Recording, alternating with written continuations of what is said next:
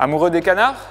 Bonjour. Pour le premier épisode, on avait vu un classique, Donald qui affrontait ses neveux. Et bien pour cette seconde vidéo, on va voir un autre poncif, Donald qui aide ses neveux, ou devrais-je dire, qui essaye d'aider ses neveux. Et vous allez voir, c'est tout aussi intéressant. Place à l'histoire. On retrouve nos canards à leur domicile et cette fois-ci, les enfants ont une envie, c'est-à-dire ils aimeraient avoir un nouveau jouet et pour ça, ils doivent vendre des batteurs à œufs aux divers gens du quartier. Une des caractéristiques du capitalisme, il faut bien essayer de vendre des choses à des gens et on utilise des enfants pour ça, ça n'a pas beaucoup changé, c'est génial.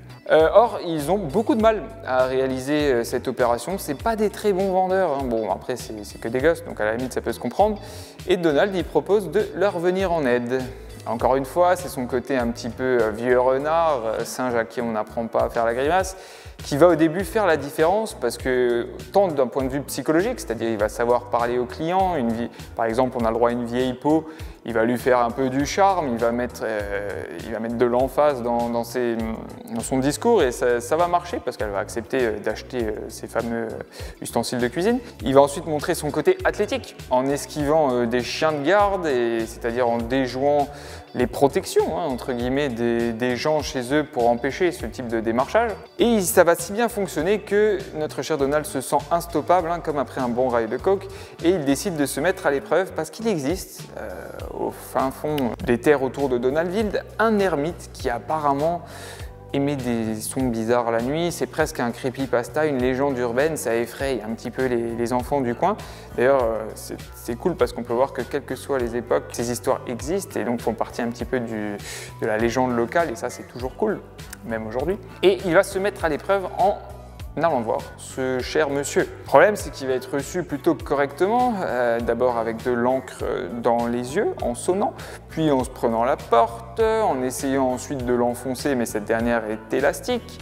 Il va passer, bon, Donald, vous le savez, maintenant quand on l'énerve, il monte dans les tours et il va passer aux choses sérieuses, il va essayer d'enfumer la personne directement, c'est-à-dire en bouchant les endroits d'où peuvent sortir l'air respirable de la maison et en mettant le feu à sa cheminée. Voilà.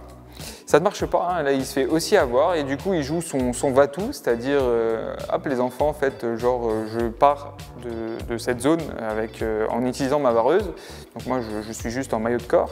Comme ça, lui il ouvre la porte, moi je peux me glisser à nouveau dans la maison, je viens en arrière et je le force littéralement à acheter ce batteur parce qu'il n'est toujours pas d'accord. Mais Donald, il le menace de lui scalper tous ses poils au batteur à œufs s'il ne le fait pas parce que la personne est très barbue, vraiment très grosse barbe, voilà, ermite, ça fait longtemps qu'il s'est pas rasé. Et donc la vente fonctionne, il réussit à tout écouler et donc il est plutôt content, fier de lui, c'est la figure paternelle pour les enfants, il dit « Vous voyez, j'ai fait le job, vous pouvez avoir votre jouet, ne me remerciez surtout pas, c'est bien normal ». Et là, c'est le point un petit peu délicat, ils leur disent que non seulement il fallait vendre ces trucs inutiles, et en plus il fallait ajouter un billet de 10 $, ce qui pour l'époque, on tient compte de l'inflation et tout, c'est pas mal pour un jouet. Et donc là, vous vous doutez bien de la réaction de Donald, il pète les plombs. Et il les pourchasse pour les frapper, ce qui est toujours pas à faire, voilà. Mais à l'époque, bon, ça passe crème. Voilà, ça c'était pour l'histoire. On passe à la partie la plus intéressante, pourquoi on a choisi cette séquence, ce récit. Eh bien déjà parce que ça met l'accent sur des métiers qui sont aujourd'hui disparus. N'oublions pas que ça a été publié il y a de ça de longues années et du coup le poste de représentant était encore quelque chose de normal, c'est-à-dire de faire du porte-à-porte et d'essayer de vendre des choses subtilement à nos chers citoyens. C'était un métier. Aujourd'hui, les seuls qui toquent à votre porte, c'est peut-être les témoins de Jéhovah ou d'autres sectes dont je ne mentionnerai pas le nom. Et souvent, ils ne sont pas très bien accueillis non plus. Peut-être qu'on devrait leur faire lire du Barks, qui sait, ça améliorerait leurs skills. Je ne sais pas. Donc déjà, il y a tout ce côté historique. Toute petite capsule toujours que j'apprécie. On voit comment vivaient les gens à l'époque. C'est riche d'enseignements. Autre détail marquant, les chausses-trappes. utilisé. Là, on se croirait carrément dans les films Home Alone ou Maman, j'ai raté l'avion. Et c'est plutôt jouissif de voir tous ces mécanismes qui, à chaque fois, sont détaillés. Hein. Ce n'est pas les décors génériques utilisés par Barks juste pour aller vite. Là, il y a de la précision. Quand on est spectateur, qu'on voit ça, c'est du slapstick, hein, parce que Donald en prend plein la gueule. Ça nous donne envie presque après de bricoler la même chose chez nous. Voilà, de jouer avec ses Lego quand on est plus jeune, avec ses mécanos ou je ne sais quoi, je ne sais même pas si ça existe encore. Mais ça nous donne envie d'utiliser nos mains et de faire la même chose et d'être assez, voilà, d'être ingénieux, d'utiliser nos méninges pour régler des problèmes. Sans parler bien sûr du dynamisme que cela apporte aux scènes. Et on peut voir à quel point toujours Barks est doué pour créer cette illusion de mouvement, pour que l'on puisse comprendre, juste en regardant au final des images, de quelle manière les personnages gesticulent dans l'espace. Et ça, il le fait toujours avec grand talent.